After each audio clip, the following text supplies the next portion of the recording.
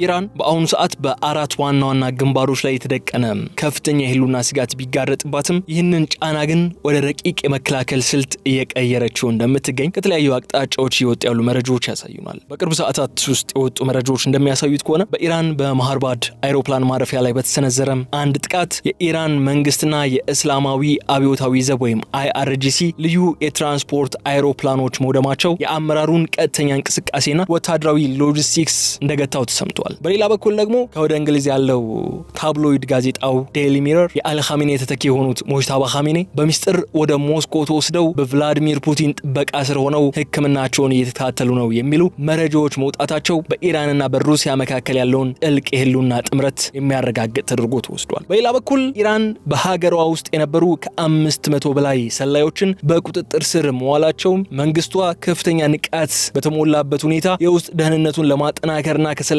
ለማጥራት የሚያደርገውን ትግል አጠናክሮ ስለመቀጠሉ ተሰምቷል። በሌላ መረጃ ደግሞ ከኢራን ከፍተኛ አመራሮች መካከል አንደኛው የሆኑት አሊ ላርጃኒ አዲስ የ911 ይህ በአሜሪካ ሁለቱ መንትያ ህንጻዎች የተፈጸመው ሰፕተምበር 11 በመባል የሚታወቀው ጥቃት አለ አይደለም፣ እንደዛ አይነቱ የሽብር የሐሰት ጥቃት ወይም ፎልስ ፍላግ ሊፈጸምና ኢራንን ለመክሰስ በዛ ጉዳይ እየተሰራ ይገኛል በማለት ያስጠነቀቁበት መግለጫ ኢራን የመረጃ የበላይነትን በመያዝ ዓለም አቀፍ ጫናን ለመመከት የምትጠቀምበት ብልህ ዲፕሎማሲያዊ ጋሻ ተደርጎ ተወስዷል። በተጨማሪም ቴህራን በቀይ ባህር ላይ የአሜሪካን የአቅርቦት መስመሮች ኢላማ እንደምታደርግ አውጃለች። ይህ ደግሞ ጦርነቱን ወደ ቀጠናዊ የኢኮኖሚ ቀውስ በመቀየር ጠላቶችን የማዳከም ስልት መሆኑን ያሳያል። ይህም በአጠቃላይ ስንመለከተው ኢራን ከገጠማት የአመራርና የወታደራዊ መሰረተ ልማት ውድመትና ጥቃት በበለጠም ጥንካሬ ለመውጣት ያልተማከለ የመከላከል ስልትን እየተከተለች መሆኑን የሚያረጋግጥ ሆኗል። ዛሬም ታዲያ በእነዚህ ቀደም ብዬ ያነሳውላችሁ አንድ 4-5 የሚሆኑ ቁልፍ መረጃዎች በእነሱ ዙሪያ ቆይታ የምናደርግ ይሆናል። አብራችሁን በመቆየት ልዩ ጥንቅራችን እንድትከታተሉት ሐሳብ አስተያየት ካላችሁ በኮሜንት መስጫ ሳጥኑ ላይ እንድታስቀምጡልን እጋብዛለሁ። ቪዲዮውን ላይክ፣ ገጹን ደግሞ ሰብስክራይብ ማድረጋችሁን እንዳትዘነጉ። ከተከታይ አጭር መሸጋገሪያ በኋላ በዝርዝር መረጃዎች ተመልሰን የምንመጣ ይሆናል። መልካም ቆይታ። አፓርታማ በኮንዶሚኒየም ዋጋ። አዎ በኮንዶሚኒየም ዋጋ፣ ለዛውም በመሃል ፒያሳ አራዳ ፓርክ ፊት ለፊትና ከፍሬንድሺፕ ፓርክ አጠገብ እያስገነባን በምንገኘው ሳይታችን ላይ አመቺ በሆነ አከፋፈል ማለትም 100% ለሚከፍሉ ደንበኞች 30% ቅናሽ በማድረግ 5.3 የነበረውን ባለ 1 መኝታ በ3.6 ሚሊዮን ብር፣ 8.4 የነበረውን ባለ 2 መኝታ በ5.8 ሚሊዮን ብር፣ 13 ሚሊዮን የነበረውን ባለ 3 መኝታ በ8 ሚሊዮን ብር ያቀረብን ሲሆን ከ10% ቅድመ ክፍያ ጀምሮ ለምትከፍሉ ልዩ የክፍያ አማራጮችና የባንክ ብድር አመቻችተናል። በተጨማሪም ለመርካቶ ነጋዴዎች ልዩ የምስራች ይዘን መጥተናል። በጉጉት ሲጠበቅ የነበረው በመርካቶ ተክለ ሃይማኖት የሚገኘው ግዙፍ የገበያ ማዕከል ለሽያጭ ቀርበዋል። ከ20 ካሬ ጀምሮ በተለያየ የስፋት መጠን ከ3 ወር እስከ 1 ዓመት የሚረከቧቸውን ሱቆች ይነግዱበት አሊያም ቢያከራዩት ትርፋማ። ለጋራ መገልገያዎች አናስከፍልም። ሞላችን በቂ የሆነ ተሽከርካሪ ማቆሚያ ያለው ሲሆን በአራቱ ማዕዘን የተሟላ እይታ ያለው መሆኑም ልዩ ያደርገዋል። ፈጥነው ይመዝገቡ። በ0919 42 2374 አሊያም በ0980 75 06 06 ላይ ይደውሉ። ሜሪት ሪል ስቴት። በኢራንና በምዕራባውያን መካከል ያለው ይህ ውጥረት ወደ ከፍተኛ ደረጃ በደረሰበት በዚህ ወቅት የኢራን ከፍተኛ የብሔራዊ ደህንነት ምክር ቤት ጸሐፊው አሊ ላርጃኒ ያስተላለፉት መልእክት የቴህራንን ወቅታዊ የህልውና ትግል አቅጣጫ የሚቀይር ሆኗል። ላርጃኒ በኢራን ላይ ጥፋትን ለማሳበብ የታቀደም የ911 ሴፕተምበር 11 አይነት መጠነ ሰፊ የሽብር ጥቃት ሊፈጸም እንደሚችል በይፋ አስጠንቅቀዋል። ይህም የአሜሪካና የእስራኤልን ወታደራዊ እቅድ አስቀድሞ ለማምከን ታስቦ የተነደፈ ስልታዊ እርምጃ ስለመሆኑ ተገልጿል። ይህ መግለጫ የኢራን መንግስት በዓለም አቀፍ ደረጃ የሚሰነዘርበትን ወታደራዊና ፖለቲካዊ ጫና ለመቀነስ የሚጠቀምበት የቅድመ መከላከል ፕሮፓጋንዳ ሆኖ የሚወሰድ ቢሆንም በጥልቀት ሲታይ ግን ቴህራን በቀጠናው ያለውን የመረጃ ጦርነት ወይም ኢንፎርሜሽን ዋርፌር ለመቆጣጠር ያላትን ብቃት የሚያሳይ ነው። ላርጃኒ ይህንን መረጃ ይፋ ማድረጋቸው ማንኛውም ወደፊት በኢራን ላይ ሊሰነዘር የሚችል ጥቃት በዓለም አቀፉ ማህበረሰብ ዘንድ በሴራ የተጠነሰሰ ተደርጎ እንዲወሰድና ጥቃቱን የሚያካሂዱ አካላትም የሞራልና የህግ ተጠያቂነት እንዲገጥማቸው የሚያደርግ ስልታዊ ጋሻ ነው ተብሏል። ይህ የላርጃኒ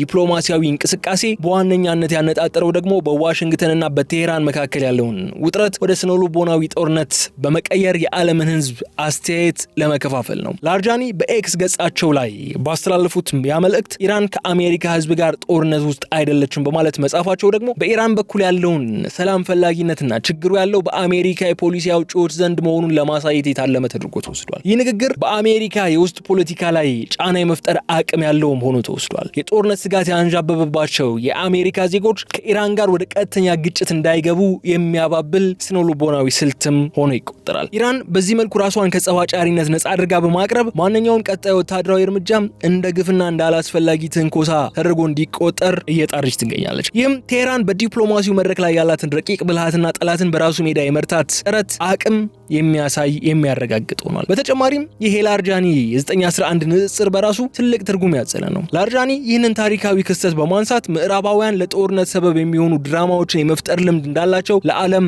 ለማስታወስ የሞከሩበት ጉዳይ ነው ተብሏል። ይህ ስትራቴጂካዊ ትረካ ወይም ስትራቴጂክ ናራቲቭ ኢራን በከፍተኛ ወታደራዊ ጫና ውስጥ ሆና እንኳ በቀጥታ ጦርነት ውስጥ ከመግባት ይልቅ የአስተያየትና የህግ ጦርነት ወይም ሎፌር ማስቀደሟን የሚያሳይ ነው። የአመራሩ ብስለት የሚታየውም እዚህ ላይ ነው። ቴህራን ወታደራዊ ጡንቻዋን ወደ ጎን ገሸሽ በማድረግ የጠላትን ቀጣይ እርምጃ አስቀድሞ በማንበብና በዓለም አቀፍ ደረጃ የሞራል የበላይነትን በመያዝ ለራሷ የመከላከያ ቀጠናን እየፈጠረች ነው የምትገኘው። ይህ ሂደት ኢራን ለገጠማት ፈተና የምትሰጠው ምላሽ በስሜት ሳይሆን በጥንቃቄ የተሰላና የረጅም ርቀት ጥቅሟን ያስከበረ መሆኑን የሚያመላክት ነው። ይህ የአሊ ላርጃኒ ማስጠንቀቂያ ለኢራን ደጋፊዎችና ለቀጠናው ተላላኪ ኃይሎች ወይም ፕሮክሲዎች ትልቅ የሞራል ግንባታን ተደርጎ ተወስዷል። መንግስት የጠላትን ሴራ ደርሶበታል የሚለው መልእክት የሀገሪቱን የደህንነት መዋቅር እንደተባለው ሙሉ በሙሉ አለመፈራረሱና አሁንም ጥንካሬና ንቃት እንዳለው የሚያሳይ በመሆኑም በውስጥ በኩል መረጋጋትን ይፈጥራል ተብሏል። በአጠቃላይ ይህ የሚያሳየን ኢራን በአሁኑ ወቅት ያለችበት ሁኔታ የውድቀት ሳይሆን የስትራቴጂካዊ ትዕግስትና የመረጃ የበላይነትን የመያዝ ምዕራፍ መሆኑን ነው። ኢራን በዲፕሎማሲያዊ ፕሮፓጋንዳና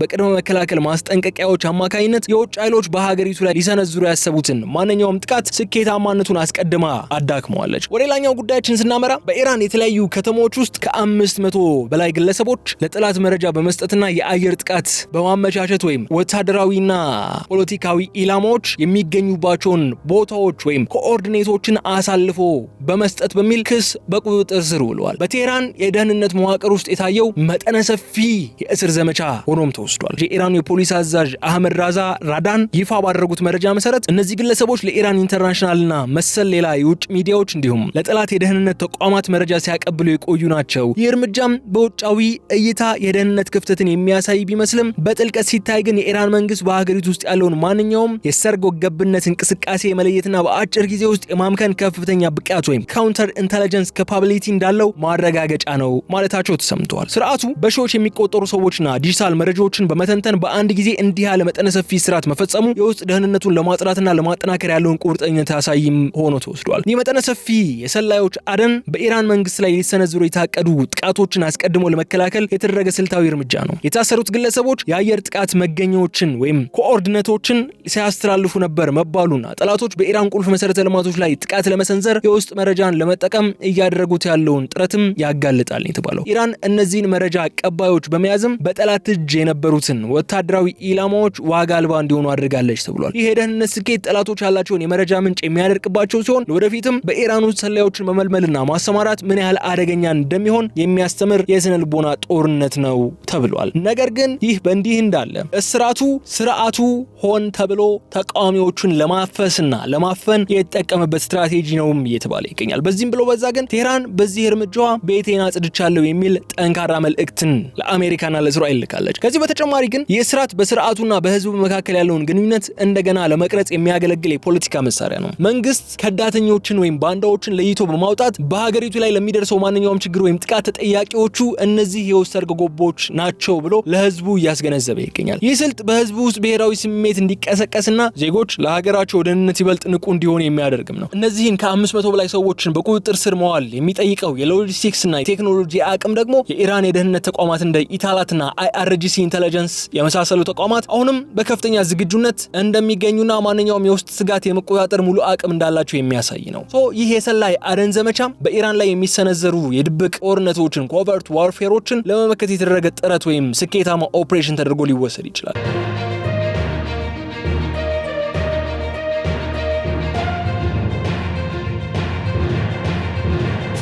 በሌላ በኩል አያቶላ አሊ ኻሜኔን ተክተው የኢራን ፖለቲካ መዘወር የጀመሩት ሙጅተባ ኻሜኔ በየካቲት ወር መጨረሻ ላይ ደርሶባቸዋል በተባለው የመቁሰል አደጋ ምክንያት በሚስጥር ወደ ሞስኮ ለሕክምና መወሰዳቸው እየተነገረ ይገኛል። ሚረር የመሳሰሉ ጋዜጦችና ድረገጾችም ይህንን መረጃ እያስነበቡ ያሉ ይሆናል። ይህ ደግሞ በቴህራንና በክሬምሊን መካከል ያለውን የማይበገር ስልታዊ ትስስር የሚያረጋግጥ ክስተት ተደርጎ ተወስዷል። ሙጅተባ ኻሜኔ በሩሲያ ወታደራዊ አውሮፕላን ተጭነው በፕሬዝዳንት ቭላዲሚር ፑቲን ልዩ ጥበቃ ስር መውደቃቸው በምዕራባውያን ዘንድ እንደ አመራር ክፍተት ተደርጎ ቢታይም እንኳን በስትራቴጂካዊ እይታ ግን የኢራን ከፍተኛ አመራር በዓለም አቀፍ ደረጃ ካሉት ታላቅ ኃይሎች ጋር ያለውን ጥልቅ መተማመን የሚያሳይ ነው ተብሏል። ይህ እርምጃ ኢራን በችግር ጊዜ አስተማማኝና ኃያል አጋር እንዳላት ለዓለም ያሳየችበት ሆኗል። የአመራር ተተኪነት ሂደቱም በሩሲያ ድጋፍ የታጀበ መሆኑ የሚያሳይና ለተቀናቃኞች ግልጽ መልእክት ያስተላለፈ እርምጃ ነው ተብሏል። ምንም እንኳ ይህንን ጉዞ በይፋ ያረጋገጠም የኢራን ወይም የሩሲያ ባለስልጣን ባይኖርም እንኳ ዴይሊ ሚረር ሙጅተባ ኻሜኔ በድብቅ ከኢራን ወጥተው አሁን ሩሲያ ሞስኮ ነው የሚገኙት የሚል መረጃን እያስነበበ ይገኛል። ይህ የሙጅተባ ኻሜኔ ጉዞ ታዲያ ከጤና ጉዳይ ባለፈም በኢራን የውስጥ ፖለቲካና በቀጠናዊ ስትራቴጂዋ ላይ ትልቅ ትርጉም አለው። ሙጅተባ ወደ ሞስኮ መወሰዳቸው ስርዓቱ በራሱ ሀገር ውስጥ ደህንነቱ የተጠበቀ አለመሆኑን ያሳያል ተብሎ እንዲታመን አድርጓል። በሌላ በኩል ግን የኢራን አመራር ከጠላት የረጅም ርቀት ጥቃት ራሱን ለመጠበቅ የወሰደው ስልታዊ አማራጭና የመከላከል ስልት ተደርጎም ሊወሰድ የሚችል ነው። ከፍተኛው የሀገሪቱን ውሳኔ ሰጪ አካል ወደ ደህንነቱ ወደ ተጠበቀ የሩሲያ ግዛት መዘዋወሩ ቴህራን በጦርነት ወቅት እንኳን የአመራር ቀጣይነት ኮንቲኒቲ ኦፍ ገቨርንመንት ለማረጋገጥ ያላትን ዝግጁነት የሚያሳይ ነው። ሙጅተባ ኻሜኔ ሌላ ጥቃት እንዳይጋረጥባቸው ለመጠበቅ የተደረገ ስልትም ሊሆን ይችላል። ይህ ስልት ኢራን በጠላቶቿ በኩል ሊሰነዘር የሚችለውን የአመራር ግድያ ያስጋት ሙሉ በሙሉ ያመከነችበትና የፖለቲካ ቁልፎቿን አስተማማኝ ቦታ ላይ ያስቀመጠችበት ድል ተደርጎም ተወስዷል። ከዚህ በተጨማሪ ግን በሙጅተባ ኻሜኔና በፑቲን መካከል ያለው ቀጥተኛ ግንኙነት የኢራን ሩሲያ ወታደራዊ ትብብር ወደ አዲስ ምዕራፍ መሸጋገሩን ያበሰረው ነው ተወስዷል። ሩሲያ የኢራንን የወደፊት መሪ በልዩ ጥበቃ ስር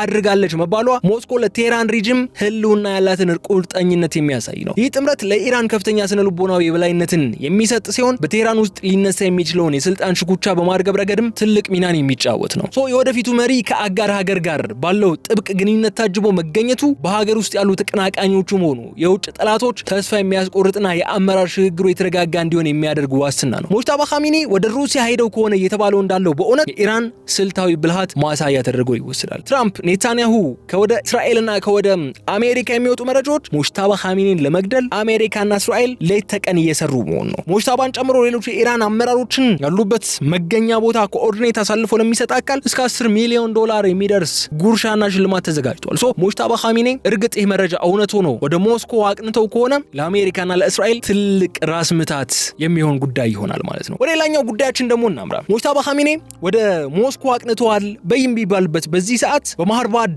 አይሮፕላን ማረፊያ ላይ በተፈጸመ አንድ የአየር ጥቃት የኢራን ከፍተኛ ባለስልጣናት ለይፋዊ ጉዞ የሚጠቀሙባቸውን ልዩ አይሮፕላኖች እነዚህ ፕሬዚዳንሻል ምንላቸው አሉ አይደለ? የአሜሪካው ፕሬዚዳንት አሁን ኤርፎርስ ዋን እንደሚጠቀሙት ሁሉ የኢራን IRGCና የኢራን አያቶላዎች የሚጠቀሙባቸው ልዩ አይሮፕላኖች ነበሩ። እነሱ ወድመዋል ተብሏል። ኢራን ኢንተርናሽናል ይዞት የወጣ አንድ ኤክስክሉሲቭ ዜና እንደሚያሳየን ከሆነ እነዚህ አይሮፕላኖች በአየር ጥቃት ወድመዋል። ይህ በኢራን የአስተዳደር መዋቅር ላይ የተሰነዘረ ቀጥተኛ ጥቃት የአስተዳደሩን ወይም የስርዓቱን የመቋቋም አቅም ሬዚሊያንስ የፈተነ ክስተት ሆኖ ተመዝግቧል። ምንም እንኳ የአውሮፕላኖቹ መውደም የአመራሩን ዓለም አቀፋዊና ቀጠናዊ ዲፕሎማሲያዊ እንቅስቃሴ የሚገታ ቢመስልም ግን ኢራን እንዲህ ያለውን መሰረተ ልማት የማውደም ስልት አስቀድማ ስትጠብቀው የነበረ ጉዳይ ነው። ኢራን ከእስራኤልና ከአሜሪካ ጋር ወደ ጦርነት ብትገባ ቀድሞ የሚመቱ ወታደራዊ ኢላማዎች የትራንስፖርቴሽን ሜተሮች ምናምን እንደሚመቱ ታውቃለች አስቀድማ።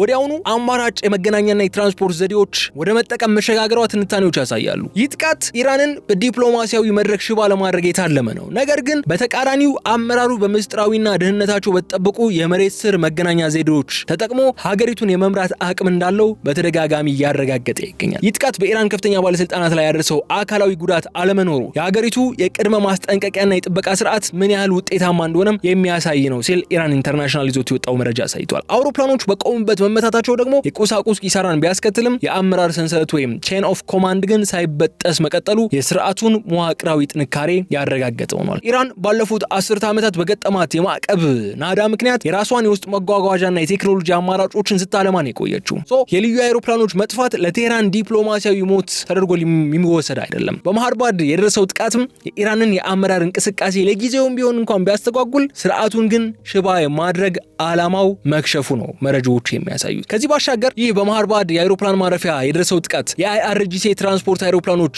መምታቱን ተከትሎ በኢራን ወታደራዊ ሎጂስቲክስ አቅም ላይ የደረሰ ጊዜያዊ ስብራት እንኳን ቢሆን ይህ ክስተት ቴህራን ወደ ይበልጥ ድብቅና ወታደራዊ ስርዓት እንድትሸጋገር የሚያስገድድ ስልታዊ አጋጣሚ ይፈጥሩላታል። ምንም እንኳን የጦር አዛዦችን የላቁ ሚሳኤሎችና ወታደራዊ ቁሳቁሶችን በፍጥነት ለማንቀሳቀስ አቅም ቢዳከምም አይአርጂሲ ባለፉት 10 ዓመታት በምድር ስር ባሉ ዋሻዎች በባህር ስርና በሲቪል መጓጓዣዎች ሽፋን የሚከናወኑ እነዚያ አማራጭ የሎጂስቲክስ መንገዶች ግን ትልቅ ልምድ አካብተዋል። እነሱን በማልማትና አሁንም ብዙም ሲቸገር የምንመለከተው አይሆንም ማለት ነው።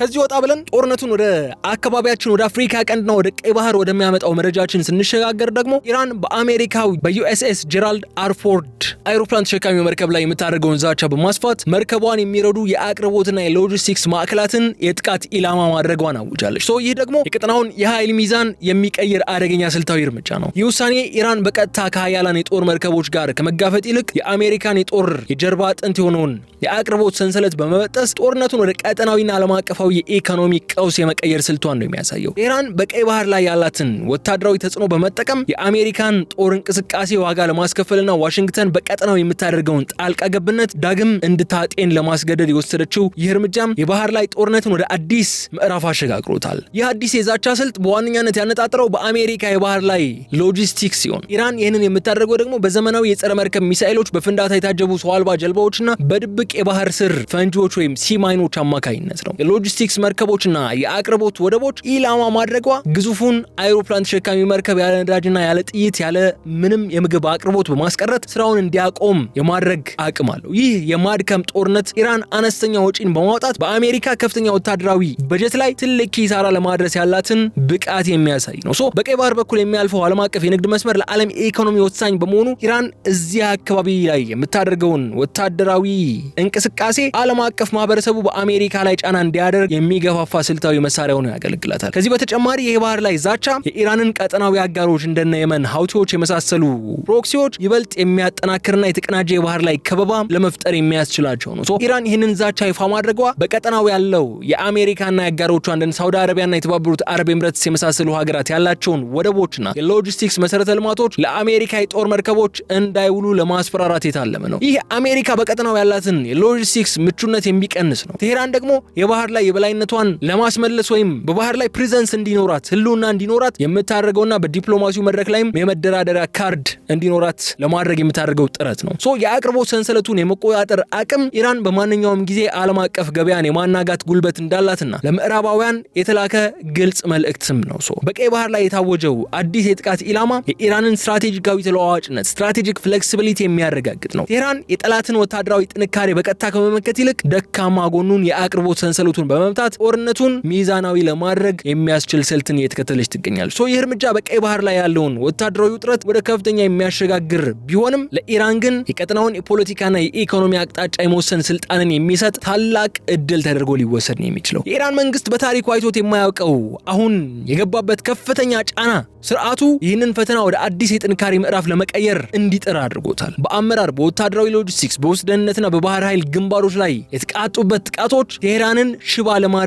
የታለሙ እንኳን ቢሆኑም በተግባር ግን ኢራን ያልተማከለና ድብቅ ወደሆነ የመከላከል ስልት እንድትሸጋገር አድርጓታል። የከፍተኛ አመራሩ ወደ ሩሲያ መሄድና የውስጥ ሰላዮች መታደን ስርዓቱ ህልውናውን ለማስቀጠል ማንኛውም መስዋዕትነት ለመክፈል ዝግጁ መሆኑና ከሀያላን ሀገራት ጋር ያለውን ስልታዊ ጥምረት በተግባር እያረጋገጠም ይገኛል። ኢራን በአሁኑ ወቅት የምትከተለው ስትራቴጂም በሁለት ዋና ዋና ምሰሶዎች ላይ የቆመ ነው። የመጀመሪያው የማድከም ጦርነት ነው። ሁለተኛው ደግሞ ጥብቅ ውጥር ወይም ኢንተርናል ኮንሶሊዴሽን የተባለው ነው። በቀይ ባህር ላይ የአሜሪካ አቅርቦት መስመሮች ኢላማ መደረጋቸው ጦርነቱን ከቀጥታ ወታደራዊ ግጭት ወደ ዓለም አቀፍ የኢኮኖሚ ጫና በመቀየር ጠላቶች እንዲዳከሙ የሚደረግ ጥረት ነው። በውስጥ በኩል ደግሞ የላርጃኒው የ911 ሰፕተምበር 11 መሰል ጥቃት ማስጠንቀቂያና መጠነ ሰፊው የሰላዮች አደን መንግስት የመረጃ የበላይነትን በመያዝ የህዝቡን ስነ ልቦና ለመቆጣጠርና የውጭ ሴራዎችን ለማምከን ያለውን ዝግጁነት የሚያሳይ ናቸው። ይህ የተቀናጀ ምላሽ ኢራን በውድቀት አፋፍ ላይ ያለች ሀገር ሳትሆን ይልቁንም አዳዲስ የቀጠናዊ ጦርነት ደንቦችን እየቀረጸች ያለች ኃይል መሆኗን የሚያመላክት ይሆናል። በማህርባድ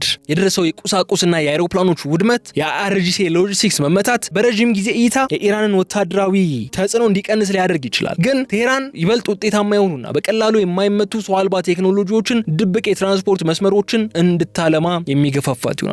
ይህ ስትራቴጂክ መላመድ ወይም ስትራቴጂክ አዳፕቴሽን ኢራን በማንኛውም ወታደራዊ ጫና ውስጥ ሆና አማራጭ ኃይል ምንጮችን የመፍጠር ብቃት እንዳላትና ጥረት እንደምታደርግ የሚያሳይ ነው። የሩሲያና የኢራን ጥምረት ደግሞ ይህንን የውስጥ ጥንካሬ በዓለም አቀፍ ዲፕሎማሲያዊ ጋሻ በመደገፍ ቴህራን በቀጠናው ያላትን የበላይነት ለማስጠበቅ የምታደርገውን ጉዞ አስተማማኝ ያደርገዋል። ባጭሩ የሚያረጋግጥልን የኢራን ስትራቴጂ በውጭ በኩል ዛቻን፣ በውስጥ በኩል ደግሞ ጥንቃቄን እንደ መከላከያ እየተጠቀመች መሆኑ ነው። ግን ይህም ሆኖ ኢራን አሁንም በከፍተኛ ሁኔታ ጥቃት እያስተናገደች፣ ወታደራዊ መሰረተ ልማቶቿ እየወደሙ፣ የሚሳኤል አቅሟ እየተመታ፣ የኒውክሌር ኃይሏም ለማምከን ጥረት እየተደረገ በሚገኝበት ፈታኝ ወቅት ላይ ነው የምትገኘው። ኢራን ይህንን ሁኔታ እንዴት ነው የምትሻገረው የሚለው ትልቅ ጥያቄ ነው። አሜሪካን ከምታህል ሀገር ጭራሽም ብቻዋን ሳትሆን ከእስራኤል ጋር አብራ እየገጠመቻት ባለችበት በዚህ ወቅት ኢራን ሎንግ ተርም ካሰብነው ከዚህ ጉዳይ መውጫዋ መንገዷ ምንድነው ከተባለ ወደ ጠረጴዛ ዙሪያ በመመለስ ድርድር ማድረግ ነው። ወደ ጠረጴዛ ዙሪያ በመመለስ ድርድር እንዳይደረግ ደግሞ እንደምናውቀው ነው በሁለቱ ኃይሎች መካከል ያለው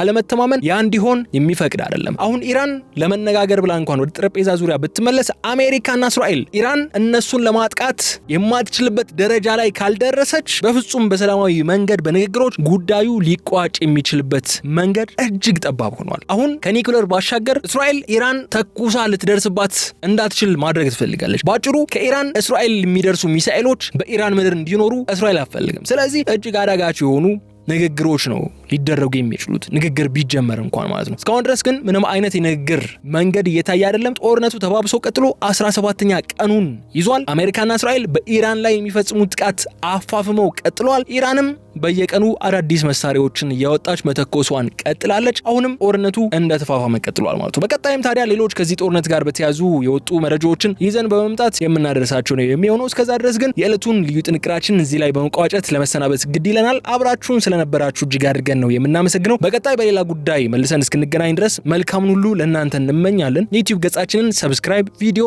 ላይክ፣ ሀሳብ አስተያየታችሁን ደግሞ በኮመንት መስጫው ላይ እንድታስቀምጡልን በመጋበዝ ነው የምሰናበተው። ሰላም። አፓርታማ በኮንዶሚኒየም ዋጋ።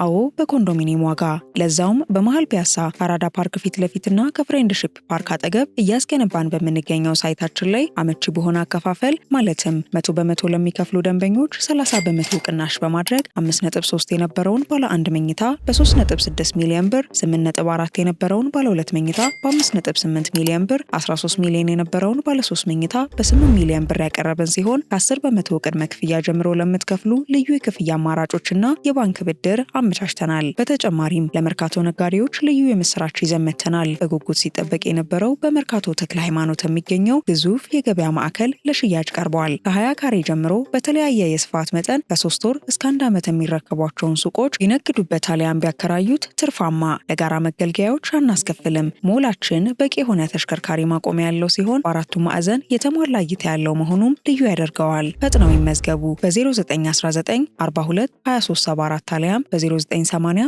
75 06 06 ላይ ይደውሉ። ሜሪት ሪል ስቴት